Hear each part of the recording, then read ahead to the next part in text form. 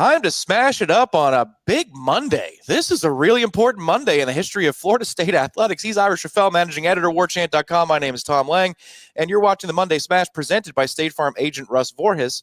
After that new music let us in again, Ira, I'm trying to figure it out. I think I've nailed it. That's some combination of Phil Collins and River of Dreams by Billy Joel. I think that's the combination of what we're dealing with there. How's it going tonight? Good, man. Good. And hey, listen, man, at 53, I love it. I'm all for it. Give me more Phil Collins. Give me more Billy Joel. It was a day that when you're 53 or 38 or 21 or 17 and you care about Florida State athletics, it's one that you're going to remember because at least from my perspective where I was sitting, this came out of nowhere. I did not expect Florida State to have resolution to this issue that's been a couple of years in the making, 15, 16 months in terms of legal action. But, Ira, we've been talking about the ACC, Florida State relative payouts for years and years and years. And then just there it is, snap of a finger. It's just about a settled issue, literally, a settlement. For those of you that are just joining us tonight here on Warchant TV and you're saying, what happened earlier today? I've been working a 12-hour shift. Well, Florida State and Clemson are likely to I suppose it's ratify, vote on tomorrow at their board meetings, a settlement, a legal settlement with the ACC. They're going to drop their lawsuits, and there are going to be some new initiatives that are kicked in by the ACC to help offset the revenue gap between ACC members institutions that really care about football and the Power Two, the SEC and the Big Ten. But more context behind the scenes. Ira has a ton of it, and this is where the difference in our jobs, Ira. I'm on the sideline here just like everybody else who's in the chat tonight. Welcome to everybody in the chat. Going to shout out a few of you here in a minute. But just on background, Ira, the stuff you've been working on, the scoops you've been scooping, the intel you've been gathering, what's this been like the last little while, and what did you know before today and the events of today? Yeah, and real quick, just to say this does have to happen tomorrow. It's not all finalized yet. Somebody from FSU texted me earlier today. They haven't spiked the football yet. And so tomorrow, what'll happen on Tuesday morning is the ACC presidents, Jim Phillips, will present the final deal to them. They'll sign off on it. Then FSU and the Clemson Board of Trustees both will have their own individual meetings at noon virtually. And then if they sign off on it, which again, we assume that it's gotten to this point, the story was leaked, it's out there. They're going to have these meetings. So, barring something, catastrophic, this is going to happen tomorrow. And, I think it's huge news for Florida State, but it hasn't been an easy process, and it hasn't been exactly what Florida State wants. I think if you go back in time to, I guess 2 years ago, almost 2 years ago, when this really started to bubble up, and to give people kind of a refresher that haven't been following this day to day, really, a lot of this started when the SEC went out and got Texas and Oklahoma, when the Big Ten went out and got USC and UCLA, and the recognition came to Florida State's administration that, listen, this is not normal. This isn't picking up Syracuse and Boston College. This is not a normal expansion. This is a takeover of college football. And you went out Texas and Oklahoma, so it just, and then the Big Ten leaving their footprint to go to California. It was a total change in the dynamics of the sport. And because of that, they knew that the money was going to change. And sure enough, projections started coming out. It looks like the Big Ten and the SEC are going to start getting these payouts of, maybe $30 to $40 million or maybe even more each year per school, more than schools in the ACC and the Big 12 are getting. And you just play that out. So Florida State started working on this over 2 years ago. They went to the ACC about nearly 2 years ago in May of 2023 and basically pleaded with them, listen, we have to compete. If you don't want to compete, Wake Forest, if you don't want to compete Boston College or Syracuse with those schools in those conferences, that's fine, but we need to. And so they asked for more money for teams that succeed on the field. They asked for more money for teams that bring in the biggest television ratings. And, they've had some success with part of that, not so much with the other, filed the lawsuit. And now here we are in Florida State. Now, from according to the reports and what we're hearing, Florida State over these next few years, starting this coming year, Florida State will be getting over $15 million a year. I think that number could be $18 million a year or so, more than they have been getting. These other schools in the ACC are now going to take a pay cut to make that happen. And then on top of that, the payout to the exit fees to leave the conference, which were 130 or 140 million dollars, plus concerns about the grant of rights and getting your media rights, what that would cost. That's going to drop to under $100 million by 2030, which is when the Big Ten contract comes up in the market. So, man, just across the board, this has been a big win. But it's not everything Florida State wanted. It's certainly not everything FSU fans wanted. They wanted to be out yesterday like you, but a lot of wins for Florida State. Oh, I've been on record. I do not like this conference, and I might say that a little bit more strongly on certain of our programs. But for the Smash, I'll give respect. I don't like this conference at all. I can't wait to be out of it. I've been an absolutist on this thing about that it needs to happen, and it needs to happen yesterday. But you wrote a column that's live now on warchant.com, and it speaks on your opinion on the magnitude of this moment. And you're saying, and then the title says it all, after a brutal year, FSU settlement with the ACC means much brighter days ahead. And I got to tell you, Ira, when I saw the terms of this, I had to read it twice. I had to read it a third time. I'm talking about the terms of the potential settlement that could be, pushed through tomorrow. I didn't think Florida State could get out for this cheap without winning in court. I did not think the cost. And we did quick math on it. If you're talking about maybe the revenue disparity between Florida State and, say, Florida, and Florida that's State. the big one. Listen, right. And that, we can talk about in big picture terms what the SEC schools are making, what the Big Ten schools are making.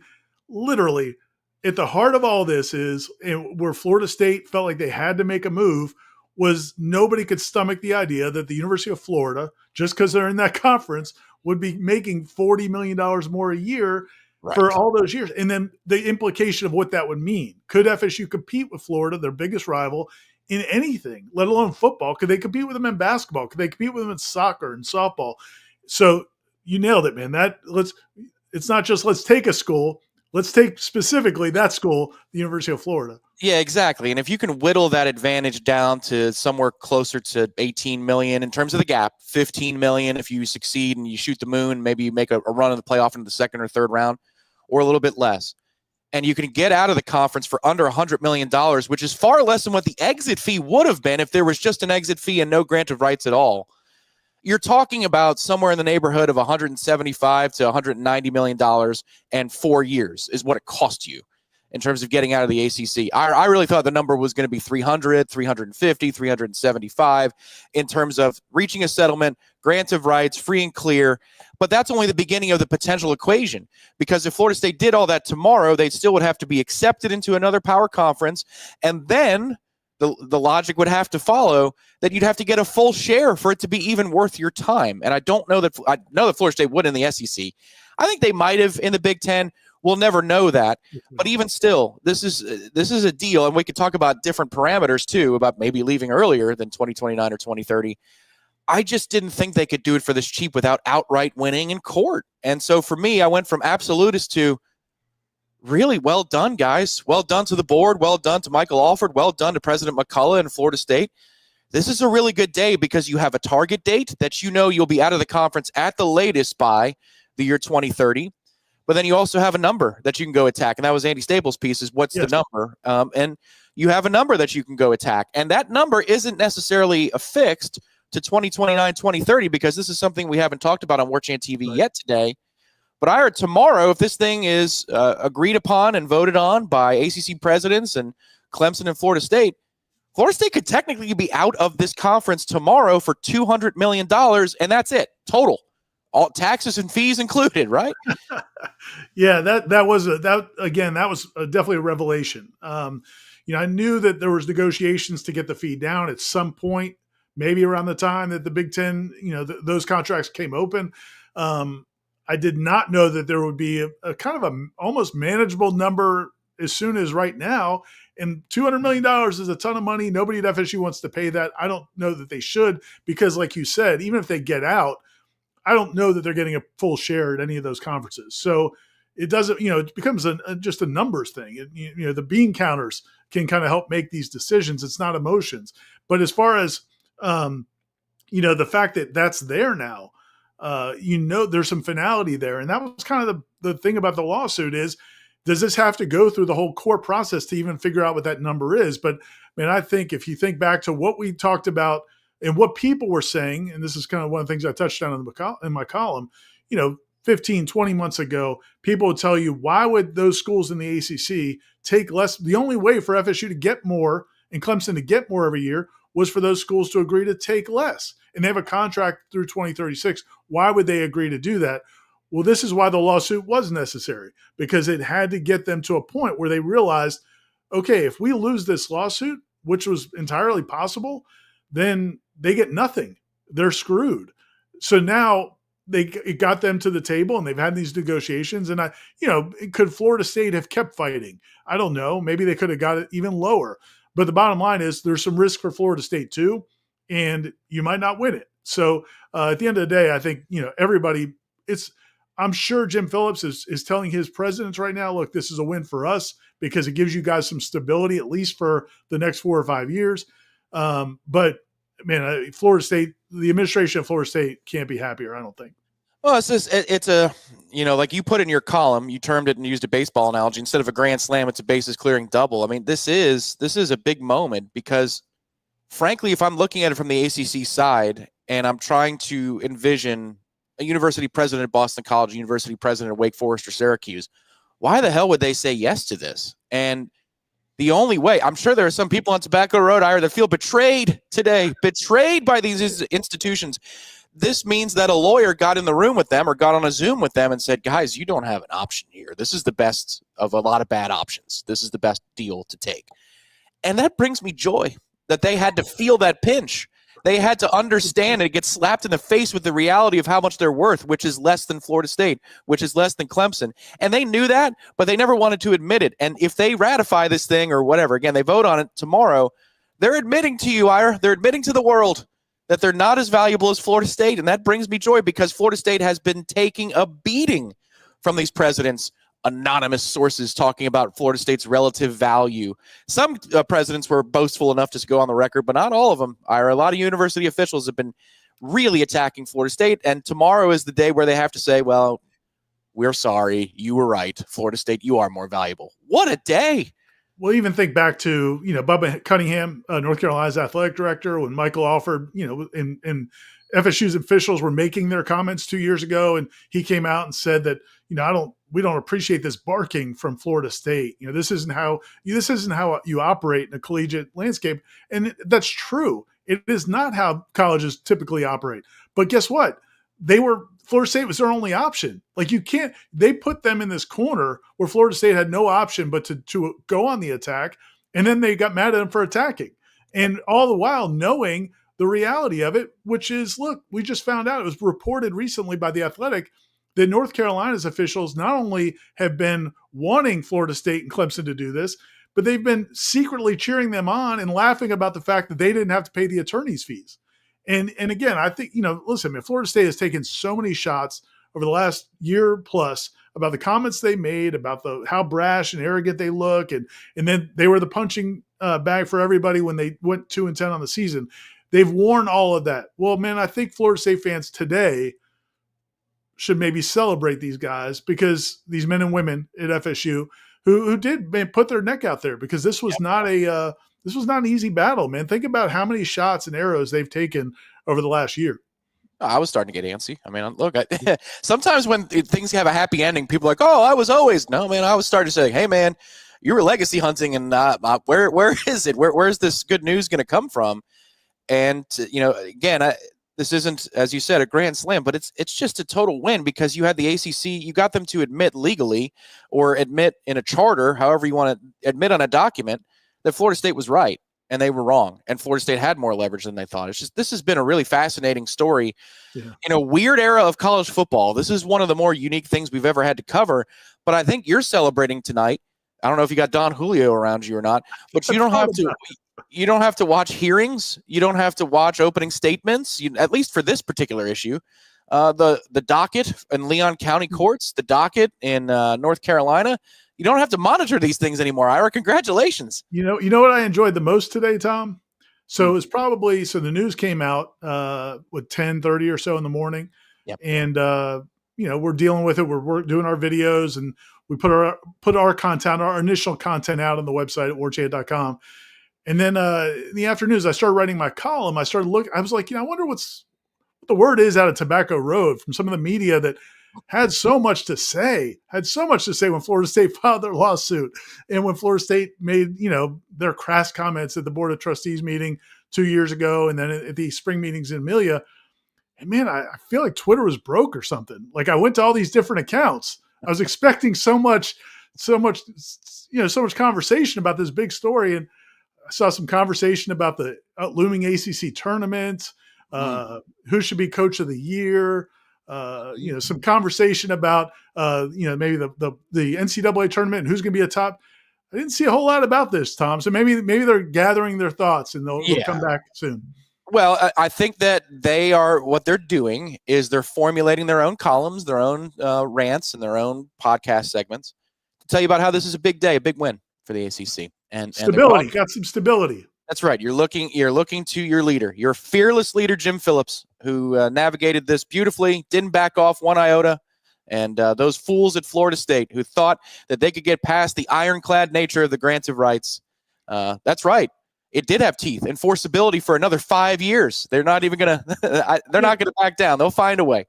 That's a good point that you bring that up. First of all, let me say this, and I've said this a million times before. Not a million, but a lot of times before. We've all said this. This was not Jim Phillips' fault. This is not the ACC home office's fault. This is the problem. It was the construction of this conference. Some of the decisions that were made about who to expand with and who not to expand with, and decisions that were made throughout the years. And then you ended up in a place where now it's not necessarily about homes and TV. It's TV sets because of cable in states. It became more about brands, and it became more about television ratings overall, and streaming and all these other factors. So the landscape changed on them, and they're screwed, and that's not their fault. So I want to say that first. But the other thing is it's not like they had when I lost my train of thought there for a second. Like that they maliciously were coming after Florida State, that type of thing? Oh, no. Well, I mean, I guess that's the one thing I'm really looking forward to. Thanks for bringing me back. Sure. Is I'm looking forward to, for the next however long Florida State's in the ACC, whether that's 2 years, 4 years, 1 year, 3 years, whatever it is, I'm looking forward to, I do feel like there'll be a little bit less hostility. Yep. Because now everybody's come clean, right? Like, there's no longer the posturing, because you can sit here and say that FSU, and as you said at the beginning, and I got texts from friends this morning who really smart people who I like a lot, who were furious that that Florida State did this, that they didn't stick to their guns, because they think back to those comments that the Board of Trustees made, Drew Weatherford, and these other trustees made in that big meeting 2 years ago, that we need to get out today. We need to start setting aside the money. We need to get out of the conference immediately. And they look at that and they say, well, you didn't do what you said you were going to do. Well, it's the exact same thing on the other side, because the ACC people have been saying, the athletic directors of these schools have been saying all this time, oh, the contract's ironclad, that the grant of rights is, look, you signed it. It's through 2036. There's nothing you can do. Why would we pay you any more than we've agreed to pay? You signed the contract. Then they fought in law in the courts. So I understand why some Florida State fans will say, this isn't what we hoped for. This isn't what you promised us. This isn't what we expected based on what the trustees were saying. But look at the other side. Look how far they've had to come to meet in the middle with something that's salvageable for them, because, at the end of the day, they can't be thrilled about it, but it's a lot better than it would have been if Florida State won the lawsuit. Well, it's a lot better than they're going to get when they re-up their deal the next time, unless they find a rabbit to pull out of their hat. But you're paying Florida State and Clemson, but we'll stick to us. You're paying Florida State more money to leave sooner, and you're penalizing them less when they do leave. That's what Florida State got today. They got paid more to leave sooner. And that's pretty cool. And we'll talk about it. Reckless speculation is on the way here on the Monday Smash about could it actually be sooner than 2029 and 2030. And we'll talk about that, and we'll thank some people here, including we got a new member, Warchant member on Warchant TV that we'll thank here in a second. But we have to talk about, I don't know if this Nole was happy or mad today. I didn't talk to State Farm agent Russ Voorhis. I don't know if he was one of those that was fired up the positive way or the angry way, but Russ Voorhis is always fired up about Florida State athletics, always fired up about all of them. top to bottom. And not only is he passionate about Florida State athletics, he supports Florida State athletics with the revenues generated from the mighty State Farm agency that he has on the east coast of the state. 2 brick and mortar locations, Jacksonville Beach, Orange Park, for Russ Voorhis. But also he can represent you as a Nole if you're looking for a new insurance policy or information about making a choice. Should I renew? Should I come elsewhere? Should I change my policy? Maybe some of the laws in my state have changed. He can answer all those questions for you, and he can do so, Ira, in 3 different states in the Warchant multimedia footprint. That's correct. Florida, Georgia, and Alabama.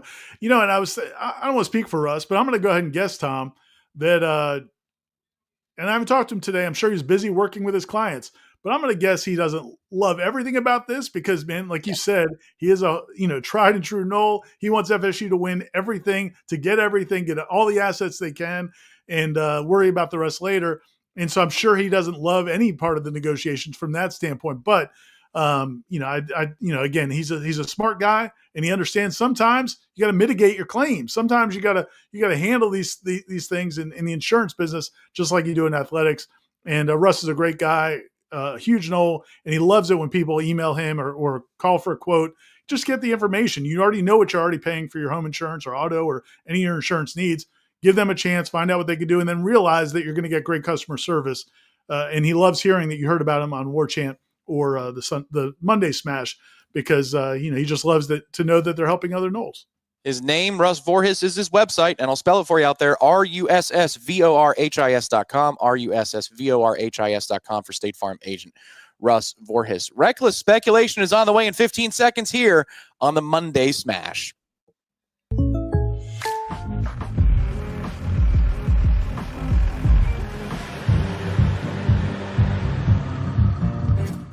Contact Russ Voorhis for an auto quote today. Peter Mamadi, thank you so much for being a member of Warchant Premier on Warchant TV. That is outstanding. If you are seeing this and you're on mobile right now, head over to your laptop or your desktop and check out Warchant TV. There's a button underneath the video that says join. It's very simple. Take a look and see if you want to be a member of Warchant Premier here on Warchant TV. It gives you really cool features. Like if you want to use those, if you're a member in the chat right now, custom emojis. Yeah, this is a very 21st century thing. Custom emojis, advanced access to certain videos that we put out there days in advance. I'm speaking with Dominic Robinson. We are slated for Thursday to do our next X's and O's breakdown. You get that several days in advance. Exclusive Seminole Headlines content available if you're a Warchant Premier member on YouTube TV. And of course, our grateful appreciation as we look through the screen and say thank you, Peter, and to everybody who's a member out there. Like Garrett, I see you in the chat as well. Yeah, just to make sure that's clear. So Seminole Headlines is still the same show we've always done. We've been doing for over a decade. That's going to continue. But Jeff, Corey, and I are going to do like a little special, maybe 20, 30 minutes a week or so. Answer questions for people on the site or members as well. So that's another perk. We're not taking anything away. It's just an added perk if you join get a membership. That's important. If you want just these cool little extras, then feel free to join up. But Warchant TV is free. Warchant TV on YouTube is free. So we thank you all out there for being members. James B, I see out there as well. He was the first one. Of course he was to sign up. As Warchant Premier. Reckless Speculation time. I teased it a couple of times. Ira, now that I see that, you only have to pay $200 million to leave immediately. And according to Andy Staples and reading his article on On3, it looks like there's a scale down of the cost. So it's not just $200 million tomorrow, and then you have to wait 5 years for it to go down to $100 million. This progressively lowers, or regressively lowers, however you want to say it, over the next handful of years. Florida State now, to me, is in a position of good leverage to speak to the Big Ten and or the SEC about membership at any point, because they could say, Ira, we're content with what we have right now, but if you're willing to come at us with a full share earlier, we certainly can listen to that, and maybe it'll be worth it to us to join your league at a sooner time than when you're just simply renegotiating and extending your television rights terms. This gets interesting to me because I thought it was full grant of rights protections. Originally, when I saw the report, full grant of right protections until 2029, 2030. It's not the case. And so, we could be doing a breaking news video at some point between now and 2030 that says that Florida State's joining a Power 2 conference sooner, right? Yeah, it's definitely possible. And even if it does go till 2029, 2030, and again, I think the incentive there is you just want to get it to where if you're not getting full revenue shares from the Big Ten or the SEC, if you're getting close to it, and then is it worth it at that point? So again, right now, the Big Ten contract goes through 2031. Those schools, that's already negotiated. And Fox isn't required to come back and just because they have Florida State, give everybody more money. So, they probably would get a liquidated share like Oregon is getting right now, Washington's getting right now in the Big Ten.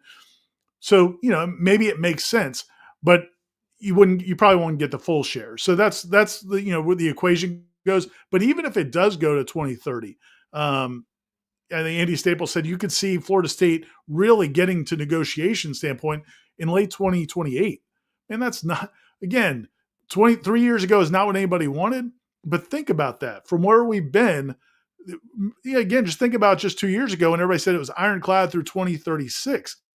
Now, and that seemed like forever. We didn't know if we'd be alive at that point. Well, now we're talking about just a few years down the road, Florida State could be really in these negotiations. And then sometimes, if we've seen in these things in the past, you don't know how quickly things move at that point. At that point, sometimes a school, didn't they originally Texas and Oklahoma, we're not going to let you out any sooner. Then they end up letting them out a little bit sooner. So those things, everything, the gas starts getting hit a little bit heavier when you start down that road. I love it. I am greedy. Initially, I'm in shock today saying, oh my God, it's over. This particular issue is over. And then that last 5 minutes and I go, okay, so when can we announce the Board of Trustees? When can the Board of Trustees announce that they're departing? Like, couldn't you, in theory, I'm not trying to force them to put anything on the agenda, Ira, but couldn't there be a motion tomorrow in the Board of Trustees meeting that says that they want to draft a notice that says they are departing the ACC in 2030? Like, wouldn't that be an easy way to score some points to put together a paragraph or two that says we're out, and they vote on that in tomorrow's hearing? I think that would be pretty cool. Well, no, that's fair. I do wonder from a negotiation standpoint, if you want to leave the door open at all, just in terms of, negotiation. So you haven't said you're out and then who you're negotiating with knows you have nowhere else to go. I mean, I'm just saying, throwing that out there. What I am curious about, the phone calls that, Mike Alford, Peter Collins, Richard McCullough, the president of the school, what the phone calls they've been receiving today as people kind of come to grips with this. And I wonder if some people who maybe haven't come up with contributions or lately or big, huge contributions, but then they see that this door could be open sooner than they thought. You might have some people saying, you know what? Let's make this happen. Let's expedite it. I can step up my contributions if this gets us out of here sooner. Because I think one thing we've certainly realized today, that as much as a win as it is, and I think we both agree, and I think more people are starting to agree that it's a win, it still doesn't change the fact you're still in the ACC.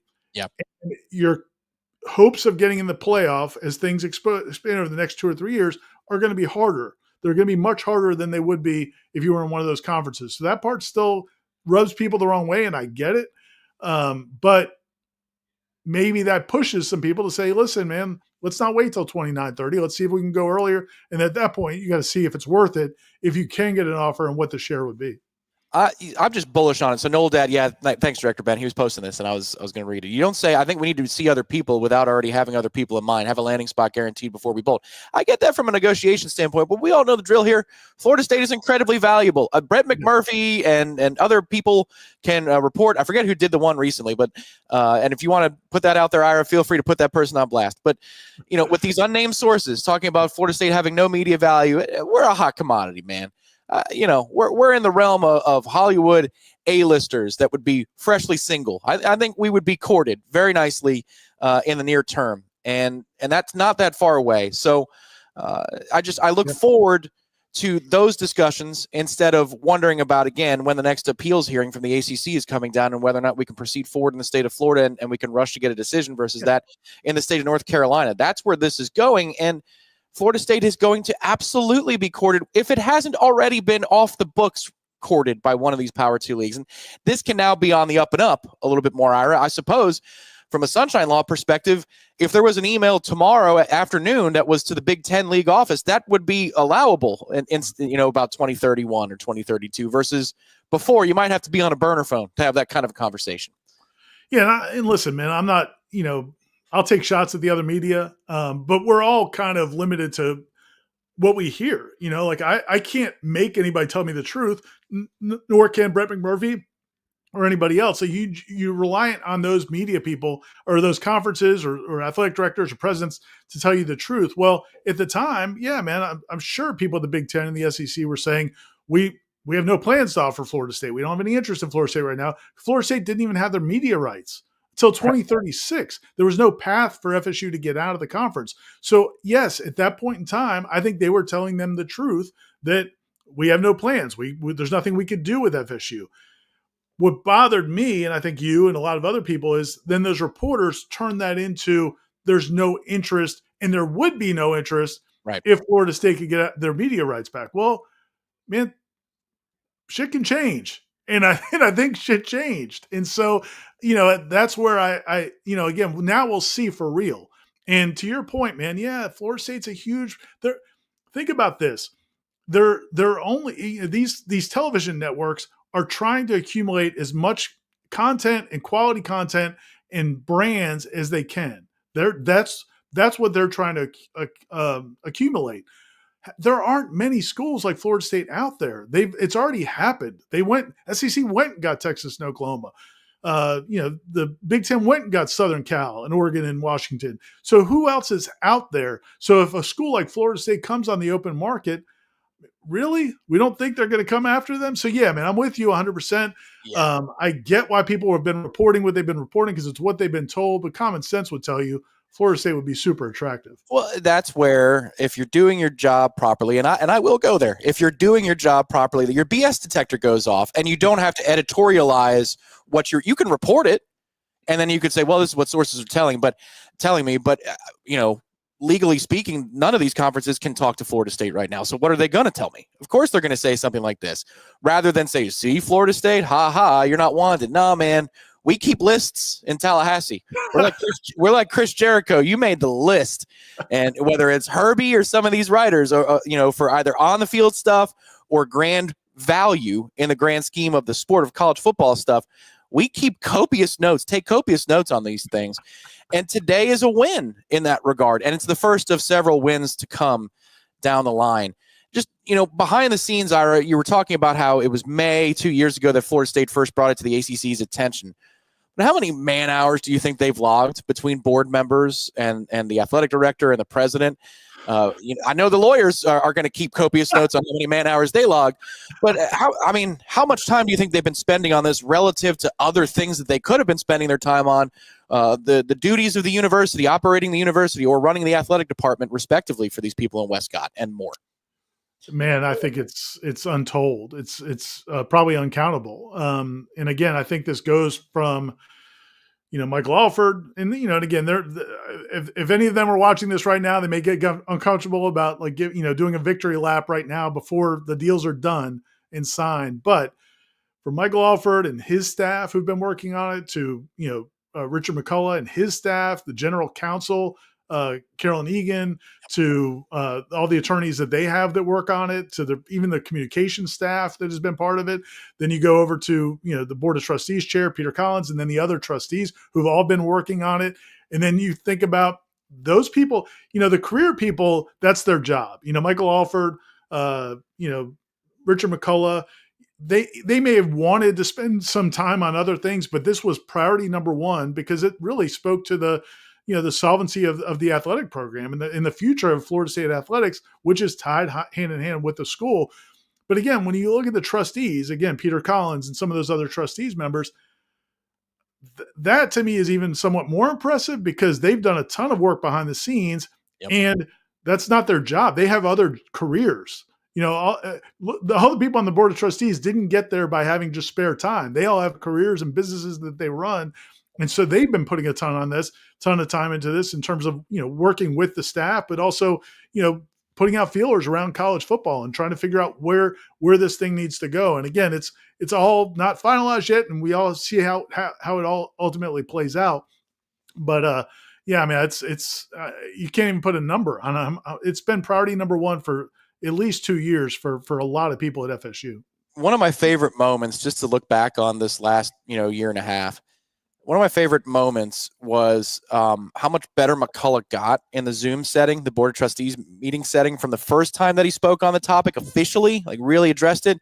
He is a nervous Nelly. That was And a then rough day for a lot of them. Yes, and then yes, it was. But then the second day, I don't know if he's at a rooftop lounge, I don't know where he was, but he's in this decadent place, clearly on the top of a building. Maybe it's I don't know, the Capitol building. I don't know where he was. But man, he brought it that second time. I was like, okay, McCullough has seen the light here, and it went from timidity to total confidence that this was going to get done. And now you look back on moments like that in retrospect. Of course, the not so scripted, back and forth between Collins and Alford about it's impossible to succeed with this type of revenue gap. These are big moments in Florida State history that now come out on the other side with the lens of today, and assuming that tomorrow's votes go down, extremely important moments in decisive leadership out of all of these parties. And like the reason I think for that timidity and nervousness, probably it's unprecedented. I mean, who's done this? I mean, not just to file a lawsuit, but to go on the attack the way they felt like they had to really kind of shake these other schools to reality and realize, listen, man, we're not just screwed because you say we're screwed. We have cards we can play here. We are going to fight this battle. And that, so, you could argue with some of and I've had plenty of colleagues, plenty of people in the college athletics industry who administrators at other schools, people who work in conference offices, people that other media who've said to me through over the last year or two, man, Florida State, did they really have to go after Swofford that way? Did they really have to? They didn't need to make it personal. Did they need to, mock SMU and Cal and those other schools? And I get it. It's not collegial. It's not how things are done. But they felt like they had to take the gloves off and go after them and to get this kind of result. And again, Florida State was the only one willing to do it, but North Carolina was quietly cheering them on. Miami was quietly cheering them on. Clemson dipped their toe in the water, took a few months before they could finally jump in and file their lawsuit. But even when they did that, they never went in like the way Florida State did. So again, you could argue with some of the techniques and some of their approach, the brashness, but you can't argue, I don't think, in terms of the strategy and what they end up coming away with. And yeah, man, it's been impressive to watch, honestly. Your welcome T-shirts will be on sale for all games against Clemson, North Carolina, Miami, and Virginia moving forward. Your welcome T-shirts. We'll print them out. Maybe we'll use the Seminole Headlines printery to get that all done. If you have questions for us over the next 20 minutes here on the Monday Smash presented by State Farm Agent Russ Forrest, we're more than happy to take those questions and discuss the dealings of today. This is a big moment, everybody, and we're happy you're here on the Monday Smash. We hope you hit the thumbs up button underneath this video and you head over to warchant.com to read Ira's column. I will put that in the comments section for the on-demand portion of this video. And let us know if you're watching this later. Put a comment down there below the video. Do you think that this was a win for Florida State? Did you wake up on Wednesday or Tuesday feeling better than you felt on Monday? Did time give you perspective? Maybe your head went the other way. Well, if it's only $200 million, why aren't we leaving now? Right. I can understand that energy. It's not your money. Make them spend the money that you want them to spend. This is going to be a fascinating thing to document. We'll take a look now at Garrett's question. And you touched on this at the very outset of the show, Ira, but in case people are joining right now on Warchant TV, is the brand initiative, not to be confused with the success initiative. That thing is still in place. If you win more in football and basketball and you go to the playoff, you make more money. That's still a thing. But this is the TV ratings initiative. Is it closer to 15 million or 20 million? What are you hearing, Ira? Yeah, so ESPN reported it was over 15 million. The number I was hearing within the last couple of weeks was closer to $18 million. And I think there was a push to get it, maybe even higher than that. So I don't know exactly where it ended up landing. Again, a lot of this information, it wasn't anything I could report. So it's not ironclad. Nobody said it officially. It's just kind of what I was hearing. So I think it's going to be closer to 20 million. ESPN said over 15 million. The fact that ESPN and the ACC leaked the story first, they might prefer it to look like more like 15 million, and maybe it's closer to, we'll see how it plays out, but somewhere in there. And then to your point, the success initiative, based on what, and those numbers aren't public yet, but based on what Rick Hart, the athletic director at SMU, said after they made the playoff, that they and Clemson each stood to get about $4 million just for making the playoff from the ACC on top of everything else. And so now if it is, say, $17, $18 million, And if you get $4 million for making the playoff, now it's $22 million. And then there's other success initiatives as well. So yeah, man, it could close that gap a lot more than maybe people think. Couple of questions here that we can answer with definitives. Terry is asking, $200 million to get out that reduces to $100 million or less in 2030. Any chance that $200 million goes down each year in a negotiated graduation that could lead to Fox Big Ten snapping FSU up before then? The second part of that, speculative, Terry, but yes, it is a scale down. It is a scale down over the next handful of years, from $200 million down to less than $100 million. And I would think on the sliding scale of value, if you're looking at, well, we would lose this much here, we get a partial share over here. All things being equal, and I know that this is something we saw in the comment sections a lot today on the Tribal Council and on our multimedia, there is material value to being in the Power 2 from a football recruiting standpoint. And most everybody's looking at this from a football perspective. If it's maybe 5 cents cheaper to stay in the ACC and 5 cents more expensive to leave to go to the Big Ten or the SEC, I think you'd spend the 5 cents extra on the dollar in order to have your reputation bump, your exposure bump, your path to the playoff bump in one of those Power 2 conferences. Would you agree with that? Yeah, I would agree with that, even if it's a lot more than 5 cents. I mean, I definitely think I see what you're saying. I agree with you. But that's where it all comes down to. And, and again, I was pretty naive when Bobby Bowden was forced out at Florida State, may he rest in peace, because I didn't think they would do it. Like, I didn't think Florida State would force out Bobby Bowden after the 2009 season, because I just felt like, TK Weatherall was the president. He played for Bowden. Bobby Bowden was so beloved. Even if a lot of fans wanted him out, other fans felt like he deserved to stay in a little bit longer. I did not think they would do it. And then basically what I came to realize was, man, it comes down to numbers. The people in the handle the finances for the university sit there and say, in the athletics department say, okay, well, you now have 25,000 empty seats or 30,000 empty seats. Each seat represents $100 or more. Now you multiply that times 6 or 7 games, and it becomes a question of can you function? Can you keep operating the way you need to operate if you're taking those losses every week? So at the end of the day, Bobby Bowden getting forced out came down to the numbers, and that's how they make these decisions. It's how they made the decision with Willie Taggart. It's how they're going to make this. And we may have thought $18 million was crazy at the time, but they looked at it like, man, we are going to not be able to raise any money. We're not going to be able to sell any season tickets if we don't make changes. And so that's how they make these decisions. And I think that's what it comes down to here. And it will come down to that at some point. What's the cost? What's the benefit? And I agree with you. The prestige and the ability to get in the playoff are definitely factors. Josh asks, do we know if the number is the exit fee and the rights fee and the grant of rights, and they're all inclusive? Yes, that is an all-inclusive total. So when you see $100 million or less in 2029, 2030, that is all-inclusive. All taxes, fees, everything. It's all in. And that's awesome, because then tomorrow that means that if this thing is voted on and you get thumbs up across the board from the 3 places that are going to vote on this thing, it's only $200 million. I'm telling you, Ira, the more I say that, the more I think you can finance the hell out of that. If you have a good offer, you take that damn offer. You're calling the private equity companies back, right? Or firms. And it is all inclusive. And this one of the things this did is Andy Staples wrote really good column. I'd encourage people to read it on 3. This gives a number. It gives a firm number, because until now it was $130, $140 million to leave. Plus you couldn't get your rights back unless you negotiated nobody knew what that would cost. FSU put the amount at $500 million or more. Now this is all inclusive. It's the grant of rights and everything.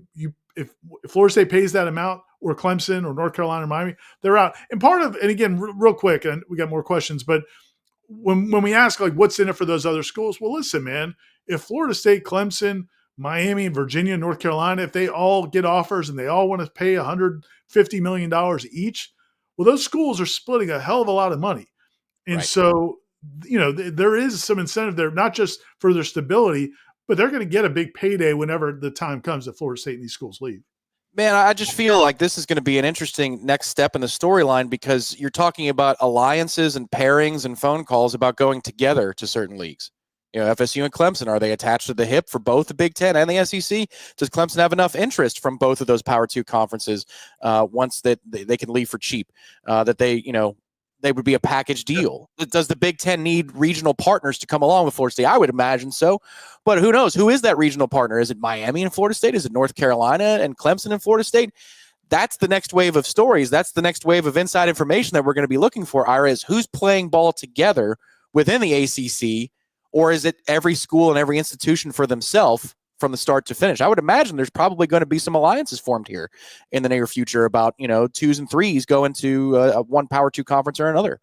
Yeah, the alliances have been always in effect to some degree. Florida State and Clemson have been tied at the hip for a decade or more. I mean, even back when there was talk about the Big 12, FSU and Clemson were always aligned. The presidents of those two schools always talked about, hey, if you think you're going to leave, let us know. If you think you got an offer, let us know, because we don't want either one of us to get stuck behind. Mm-hmm. I think things have changed over time. If you think back to the Magnificent Seven, Brett McMurphy's term, 2 years ago, I think there was some movement between Florida State officials, Clemson officials, to marshal some of these other schools into joining together. Because if they could have gotten 9 teams to leave, they could have possibly really fought the grant of rights and maybe broke it at that time. The problem was a lot of those schools, they're all alliances are not created the same. So where Florida State and Clemson may have been ready to run, was NC State, was Virginia. Were some of these schools ready to do that? And then, it kind of it broke apart. But yeah, man, everybody's looking out for themselves. But if it helps them to get a better deal, they'll definitely work with each other. Not all alliances are the same. That's right. Jim Phillips, I think he said that once upon a time. Not all alliances are the same. Florida man in Alabama asks, hey, Tom, with spring training coverage, oh, yeah, we are down in Clearwater. Will Warchant stream the Board of Trustees meeting live? If we have the capability to do it, I imagine we'll have, at the very least, on-demand video of the Board of Trustees meeting. But if we're not... Real quick, I would say I don't expect the Board of Trustees meeting to be super interesting, because they're actually... And Florida State rarely does this because we're in a sunshine state. A lot of schools will go into a closed session at the drop of a hat.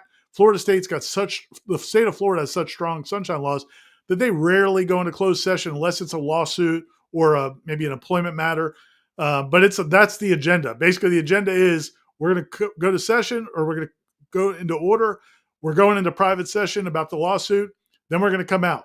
And then they'll vote publicly after that. But I don't know if there'll be any much discussion. I think the discussion, so we may not even get more terms out of that tomorrow than what we know now, because I don't know that that's all going to be declared. So yeah, if we can, Tom, that would be awesome. I don't know how juicy that's going to be.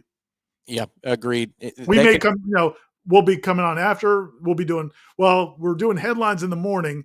So that's going to be recorded ahead of time, operating on the assumption it's all going to happen. But if anything changes or if anything's really interesting, yeah, we'll definitely break in with another video. That's why you subscribe to Warchant TV. It's absolutely free all the time. You can be a member for some perks, but subscribe to Warchant TV. It's absolutely free. And, of course, always be at warchant.com for all the latest news, as we'll have an updates thread going during that proceeding tomorrow. Noel Dad wants to know if we're getting a Don Julio shot tonight. You want to wait for the vote first, Ira, before the Don Julio? I feel like I should. I was tempted, and I've got it nearby, but I feel like it would be a little premature. Even some of the laughing at other Carolina people felt like a little too much for me. So I don't know if I could toast yet. I can see it through the screen. Just something about your presence says that the Julio is within a certain radius. There's something about your presence right now. Maybe it's that today's been a long-ass day, and so you have it near you. Eric Angel, we want to thank you for being on board as a new member here, Warchant Premier. Thank you very much for signing up. Thanks, Get ready to use those emojis, man. Use those emojis. They're fun. Thank you for signing up. Jeremy, okay. He's calling me to the carpet here, and I like this question. Tom, you have said many times on the JCS that if the number was $150 million, we would have stroked the check years ago. Why isn't 200 close enough to do it now? Good question. Now, what I didn't say 150. I think I said if it was just the exit fee of 3 years of membership, which is what the old thing was, so roughly 120, 130 million. So it's a little different, but not terribly different. I love the spirit of this question. Here's why I thought that, and here's why I still wonder about what Florida State might do, Ira. In that Board of Trustees meeting, when they were asking, and Carolyn Egan, the counsel, lead counsel for Florida State General Counsel, responded of what the cost would be to leave the ACC. This is that first one when they said it's impossible to exist with this revenue gap. The board members all scoffed at that number, like, oh, well, I mean, we could make $100 million work. That's no big deal.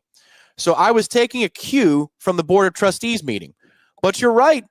If you're talking about 120, 125, or 200, I mean, I could see where, Ira, if the Big Ten and the SEC are willing to do something ahead of their next wave of negotiations, again, if the sliding scale says it's going to be relatively close in terms of the revenue gaps and the costs associated with leaving, why the hell not rip off the Band-Aid? So I hope they do, Jeremy, but that it was Florida State's attitude. And I know you remember that from the Board of Trustees meeting too, Ira.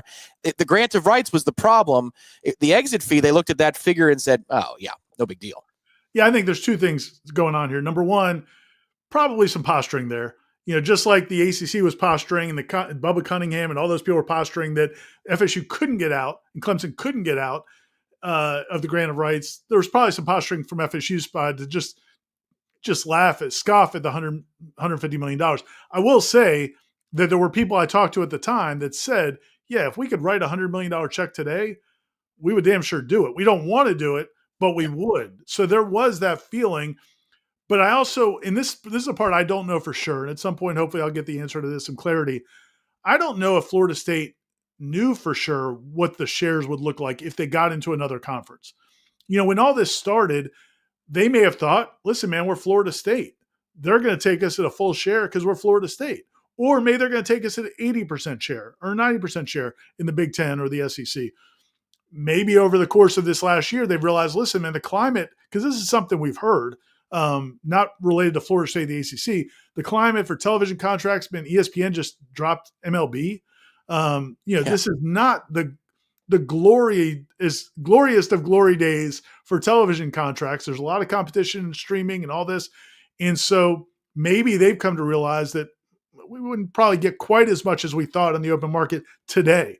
So those are two things I would say is there was some posturing and then also that. So I think we have more information, I think, than we did now, but you're right, man. At the end of the day, and I think, Jeremy's right. At the end of the day, if it is $150 million in a year or two, maybe the time is then.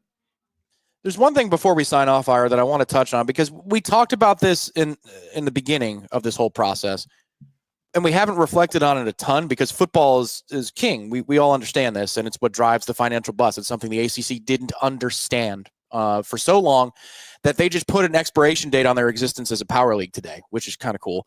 But all of these other sports, this is a humongous day for Florida State athletics. I'm talking about everything from soccer to softball to track and field to volleyball, all of the sports, because now you see where more funding is, the date that more funding is coming. And so if you're talking to a coach about retaining a coach on staff, or you're talking about material upgrades to facilities that are sorely needed for a playing surface or a stadium or whatever it is, you now have a date that you can point to on a calendar instead of speculation and ambiguity, which is hard to sell to coaches, assistant coaches, and support staff members of the athletic department. Like, today is not just a win for the future of Florida State football and seeing better conference matchups in Doak Campbell Stadium in the next 5 or 6 years. Today is a massive win for Florida State athletics top to bottom. The only exception I would say, and there might be another one or two I'm not thinking about, the only exception I would say right now, and I know I've heard, I think Aslan and Corey talking about this last week on Wake Up, is the effect on baseball. If it is the Big Ten, I do think that's a concern for baseball.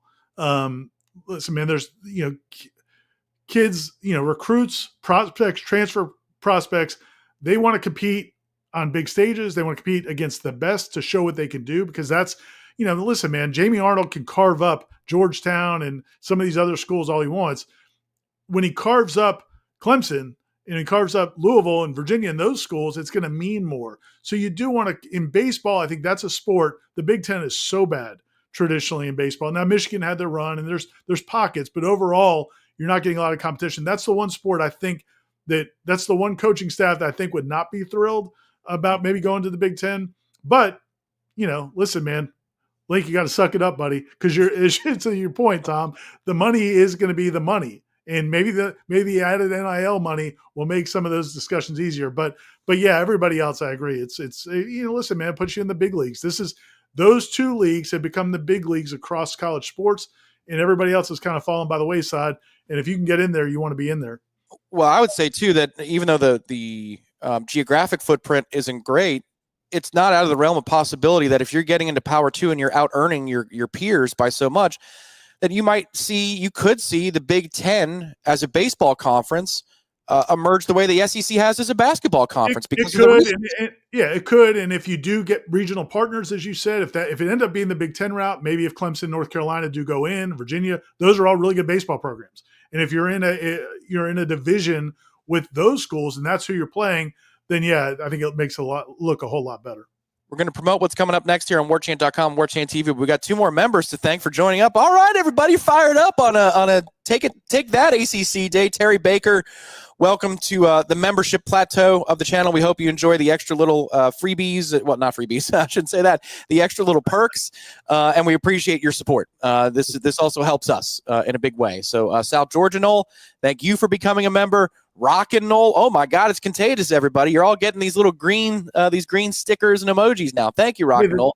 The temperature's changed a lot since 10 o'clock this morning because the texts I was getting from people were not in the mood of the giving spirit. So hopefully maybe people are seeing that this is a pretty good day for FSU. Great success, yes. Spartan Nole says, ice hockey would be awesome. Dream the dream, Spartan Nole. If this brings us Big Ten hockey to Tallahassee, you've got your play-by-play host right here. I'm putting my name out there. Florida State, y'all can work for cheap on a $10.99. No big deal. Let me do the hockey stuff for you. What's coming up, Ira? Tomorrow, big day, obviously, for proceedings with Florida State and in other places. But what's coming up on the site tomorrow and this week? Yeah, so tomorrow, again, we've discussed what we should do with Seminole headlines because obviously, normally the show is from 1 to 3 p.m. If we would do it live, that was the plan to do the show live. But with the Board of Trustees meeting starting at noon, it may go longer than 1. We felt like we couldn't do that. So we're going to record Seminole headlines in the morning. Jeff Corey and I will be doing that in the morning. So that'll be done. And we're going to operate as if this thing went through. So hopefully nothing crazy happens. But if everything goes through, which we expect, that show will be, the discussion will be as if it already happened. And so people can watch that. We'll have more coverage of the meeting as it happens. As we said, the meeting happens at 12 o'clock. We'll have coverage after that and reactions, probably talking to some people, because a lot of people at FSU can't really say much right now because it's not a done deal. I think once it is a done deal, we're going to get some more reactions and insight from people that were involved as part of the process. And then, there's still other sports going on. FSU basketball plays tomorrow night. Baseball team plays tomorrow. So we're going to have plenty of coverage of that stuff as well. But go to warchant.com. We'll have a lot of continuing coverage on this story for sure. Well, and there's also on Thursday media availability for football. We get a couple more interviews. I think a few. We get Josh Storms speaking to the media. Yep. We get Gunnar Hansen, and we get Jason Jenkins, one of the defensive linemen for Florida State as well. So there's a lot coming this week. Make sure you stay tuned to the channel. Hit the subscribe button. If you want to join and become a member, we really appreciate it. And we thank those of you that did tonight. Pretty cool. Really, and real quick on that note with football. So we're going to have those football interviews on Thursday. Spring break is next week. And then when they come back, we're going to have a football luncheon with Mike Norvell press conference on that Monday, which is, I think, the 17th. Mm-hmm. And then spring practice starts on the 19th. So, again, you've got about a week. Enjoy spring break. Enjoy your time away from Florida State football. But after it's almost here. We're going to have spring football to cover with all the new players and new coaches. It should be a lot of fun. Subscribe to Warchant, guys. I think that this thing will go down tomorrow, Ira. I don't think this is going to be a dog and pony show of somebody speaking up at a nuptial and saying, I object to this marriage. I think it's going to happen. So tonight, off camera, I think you should have a shot at Don Julio. I'm going to raise a glass tonight and celebrate that this ordeal of Florida State being told they're worthless is over. That Wake Forest and Boston College and Syracuse finally acquiesce. They know that they're worth less than Florida State, and they're about to admit it tomorrow, Ira. So raise a glass to that, buddy. Maybe I'll get Kim to recording me doing my squeal after drinking some tequila, and then but not play it until the deals have been signed. It was a pleasure tonight, Ira. Really appreciate the time. Thanks to everybody who contributed to the program, to the new members. We always have to thank State Farm agent Russ Forrest for his support of the Monday Smash. And for Director Ben Spicer behind the scenes, for Ira Schafel, my name is Tom Lang. Make sure to subscribe to the channel, hit the like button on the way out, and stay tuned. Tomorrow's a busy day right here on warchant.com and Warchant TV. Night, everybody.